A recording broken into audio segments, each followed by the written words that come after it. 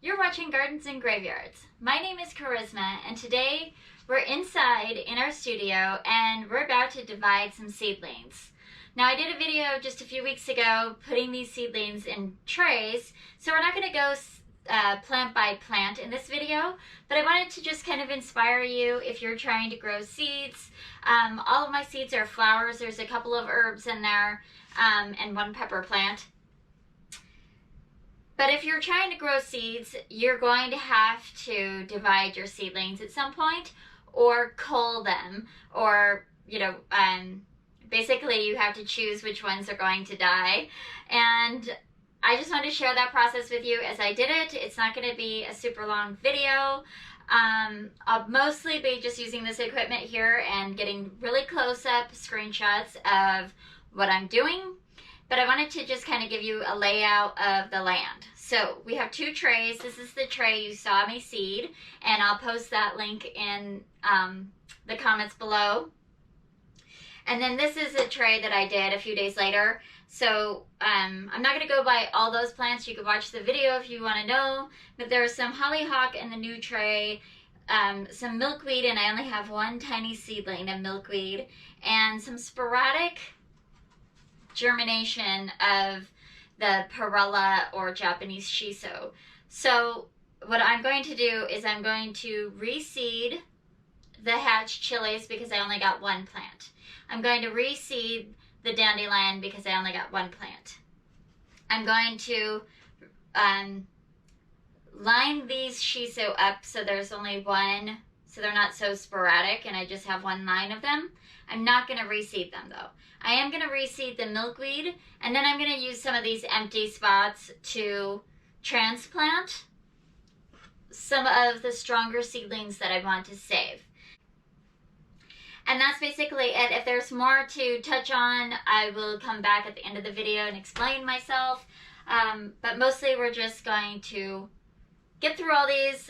Typically, you want to wait until you at least have 2 true leaves on your seeds.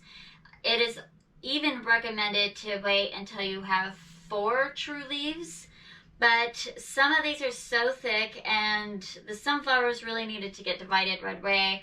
So I'm just going to do the process with all of them right now. If I was growing massive amounts of seeds, I would probably have a different kind of system where the growth rate of the seedlings would be much more similar per tray. But because I'm not really growing that many, I'm just kind of having to deal with the different growth rates as they come along.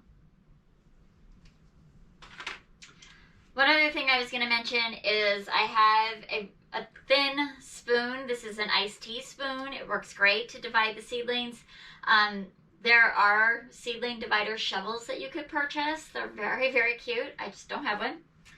And I think that's it. That's all I'm going to use is this. So I started with the zinnias because they were the largest seedlings to get transplanted, and I took them out of the trays and made room for more transplants to be in the trays. These zinnias I knew were going to grow quickly, so they got put into 3-inch containers on their own. It's a delicate job separating the roots of seedlings, so if you hold the seedling by the stem as you gently pull their roots apart, you'll have a better rate of success and not do too much damage to your seedlings.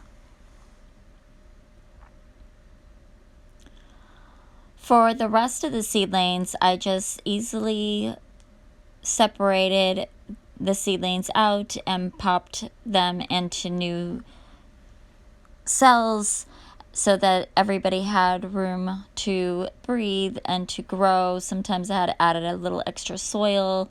I took the one dandelion and the one chili out of that tray and put it in a separate tray and reseeded them.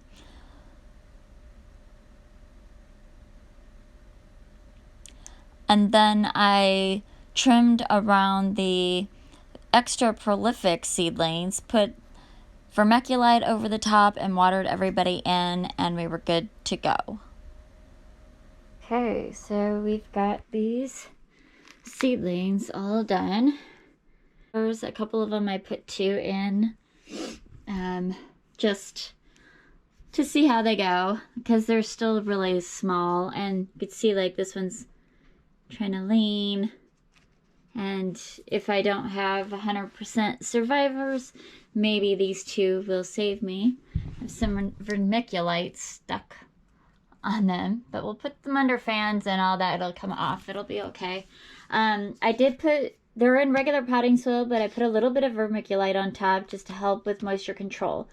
My personal biggest issue with seedlings is that they dry out too quickly and die. So I'm really trying to not let that happen this year. So these trays look a lot better.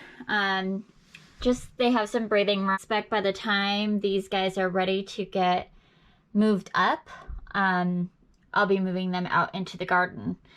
So just a quick overview.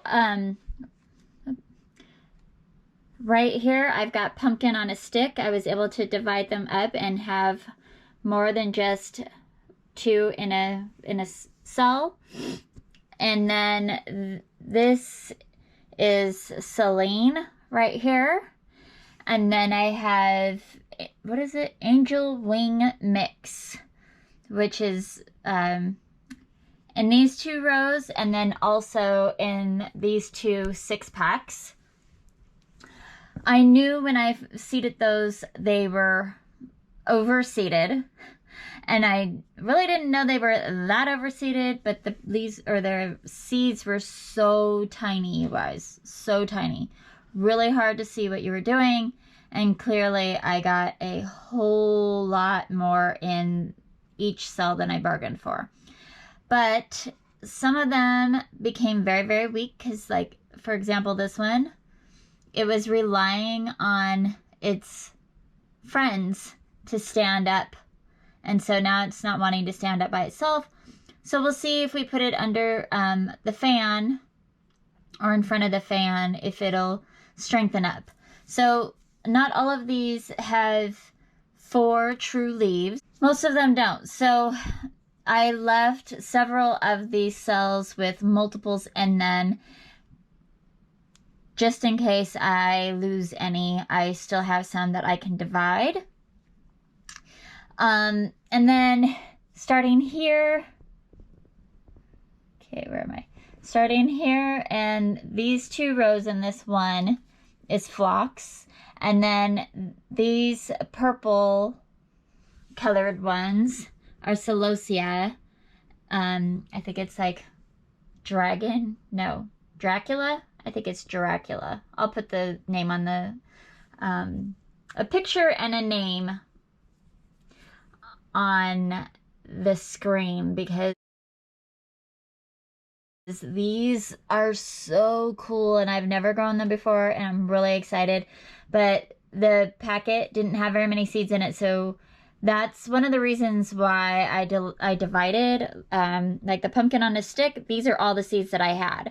And then the celosia, these are all the seeds that I had.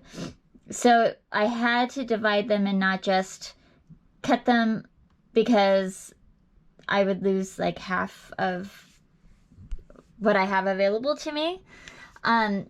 These ones, I showed you how I removed a bunch. And so basically, after I selected a bunch of strong ones to put in their own individual cells, I went and I chose the seedlings that were on the edge of a cell first, and left the ones in the middle because that gives plenty of space between seeds to grow. And then I tried to leave ones that had like coloring. This angel wing mix, I've never grown before, but it's a whole mix of a bunch of different colors, and I wanted to make sure that I have a variety of colors going. So if I notice like these are very green, this one has a little bit of a bronze, this one has a purple. So I tried to select some of those seedlings that looked like they might be a little bit more unique than others. Okay, moving into the next tray. I did nothing with these hollyhocks. There is a couple extra in a couple of these, but they do have their true leaves, but they don't have enough for me to justify thinning them yet. I reseeded the milkweed. You can see I have one tiny one. It's still holding on to its seed. We'll see. I don't know. I had one pepper survivor and it was in this tray, but I moved it over here, reseeded more peppers, and then I had shiso kind of just sporadic in here, so I transplanted them all so that they're in these 2 rows. And then I have more phlox here. So these are little transplants from this tray. And then I had one dandelion survivor that was in this tray. I moved it over here, seeded some more dandelions to see if I could get them to go. And that is it. Now, my seed starting area only has enough room for these 2 trays. I'm okay with that because these guys are going to probably start transitioning outside probably in a week from now. Protected, but starting to go outside during the daytime. These can just get lined up and kind of get the sunlight from the window and sunlight from the lights. I'll show you a shot of what I end up doing with these guys. As you can see, our seedlings have completely taken over the top. It's going to be an experiment over the next week or so, and I'll just keep my eye on them. I might have to rotate them a little bit or get creative with lighting. The fan gently blows on these seedlings and it will help them get stronger and stand straight before they go outside. Thank you all so much for watching. Please like and subscribe and ring that bell so you're notified every time we post a new video.